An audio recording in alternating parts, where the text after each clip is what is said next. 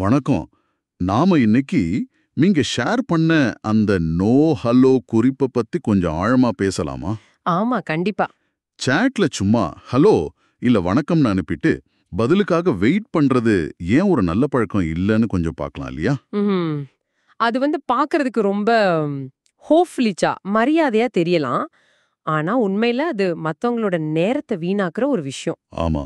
அந்த குறிப்புல இருந்த phone call உதாரணம் அது ரொம்ப கரெக்ட். ஒருத்தரை ஃபோன்ல கூப்பிட்டு ஹலோ சொல்லிட்டு அப்புறம் கொஞ்ச நேரம் சும்மா இருக்க வைக்கிற மாதிரி தான் இதுவும். கரெக்ட். டக்குன்னு புரியுது அந்த உதாரணம். நாம ஹோப்ஃபுல்லிச்சா இருக்க நினைச்சு பண்றோம், ஆனா அதோட விளைவு வேற மாதிரி இருக்கு. சரியான பாயிண்ட். அப்போ ஏன் இது சரியா வராது? இதுக்கு பதிலா என்ன செய்யலாம்னு நம்ம பார்க்கலாம். அதான நம்ம நோக்கம். ஆமா, இப்ப யோசிச்சு பாருங்க. சாட்ல டைப் பண்றது பேசுறதை விட கொஞ்சம் மெதுவா தான் இருக்கும். ஆமா. நீங்க வணக்கம்னு அனுப்பிட்டு உங்க முழு கேள்வியா டைப் பண்றதுக்குள்ள அவங்களுக்கு ஒரு நோட்டிபிகேஷன் போயிருக்கும். ஓ.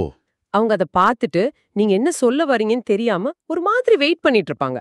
இது ஒரு சின்ன டிஸ்டர்பன்ஸ் தான், ஆனா அடிக்கடி நடந்தா எரிச்சலா இருக்கும்ல. ஆமா இல்ல.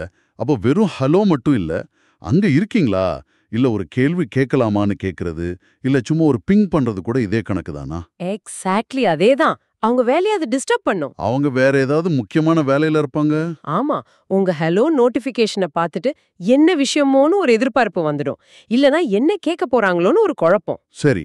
அதுக்கு பதிலா என்ன கேட்கணுமோ அது மெசேஜ்லயே நேரடியா சொல்லிடுறதுதான் பெட்டர். உதாரணத்துக்கு, ஹாய், அந்த மீட்டிங் எத்தனை மணிக்கு அப்படின்னு நேரா கேட்டுடலாமா? அது கொஞ்சம் அவசரப்படுத்துற மாதிரி இல்ல கொஞ்சம் முரட்டுத்தனமா தெரியாதா? சில பேர் அப்படி நினைப்பாங்களே. நல்ல கேள்வி அது. சிலருக்கு அப்படி தோணலாம் தான். ஆனா பாருங்க, ஹொஃப்லிஷா இருக்கிறதுக்கும் நேரத்தை வீணாக்காம இருக்கிறதுக்கும் நடுவுல ஒரு பேலன்ஸ் வேணும். சரி. நீங்க உங்க வாழ்த்தோட சேர்த்தே கேள்வியையும் கேட்டுடலாம். இப்ப வணக்கம், எல்லாம் நல்லா போகுதுன்னு நம்புறேன். உங்களுக்கு டைம் கிடைக்கும்போது அந்த லேட்டஸ்ட் பிரசன்டேஷன் ஃபைலை கொஞ்சம் அனுப்ப முடியுமா? இப்படி கேட்கலாம். ஓ, இது நல்லா இருக்கே. இதுல ஹொஃப்லிஷ்னஸும் இருக்கு, விஷயமும் தெளிவா இருக்கு, நேரமும் வேஸ்ட் ஆகல. ஆமா, ஹோப்லிஷாவும் இருக்கு, நேரமும் மிச்சமாகுது. சரி, இந்த நேரடி அணுகுமுறையில இன்னொரு முக்கியமான நன்மை இருக்குன்னு உங்க குறிப்புல இருந்துச்சு. அந்த ஒத்திசைவற்ற தகவல் தொடர்பு. அது கொஞ்சம் சிம்பிளா சொல்ல முடியுமா? கண்டிப்பா. இதுதான் இதுல ரொம்ப முக்கியமான ஒரு பெனிஃபிட். சாட் பெரும்பாலும் ஒத்திசைவற்றது. அதாவது உடனுக்குடனே பேசணும்னு கட்டாயம் இல்ல. சரி. நீங்க உங்க கேள்வியையோ இல்ல தகவலையோ மெசேஜ்லயே தெளிவா கொடுத்துட்டீங்கன்னா அத பாக்குறவர் அப்போ ஆன்லைன்ல இல்லனா கூட பரவாயில்ல. ஓ, அப்படியா? அவர் எப்போ சாட் ஓபன் பண்றாரோ அப்போ உங்க முழு மெசேஜும் அங்க இருக்கும்.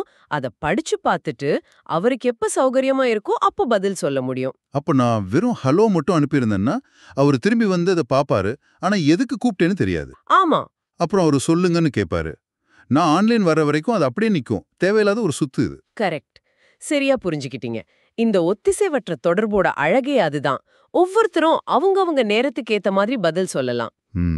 நீங்க முழு விஷயத்தையும் முதல்லயே சொல்றது இந்த ப்ராசஸ ரொம்ப எஃபிஷியன்ட் ஆக்குது. 2 பேர் நேரமும் மிச்சம், வேலையோட ஓட்டமும் தேவையில்லாம தடப்படாது. ஆக மொத்தம் சுருக்கமா சொல்லணும்னா, சாட்ல ஹோப்லிஷாவும் இருக்கணும், அதே சமயம் திறமையாவும் இருக்கணும்னா மெசேஜ்லயே வாழ்த்தோடு சேர்த்து முழு விஷயத்தையும் தெளிவா சொல்லிடுங்க. சரியா சொன்னீங்க. இது தேவையில்லாம காத்திருக்கிறத குறைக்கும், மத்தவங்களும் அவங்களுக்கு சௌகரியமான நேரத்துல பதில் சொல்லலாம். இதுதான் இந்த ஒத்திசைவற்ற தொடர்போட முக்கிய நோக்கம். அதேதான். இது நம்ம வேலையே இன்னும் நல்லா செய்ய உதவும்.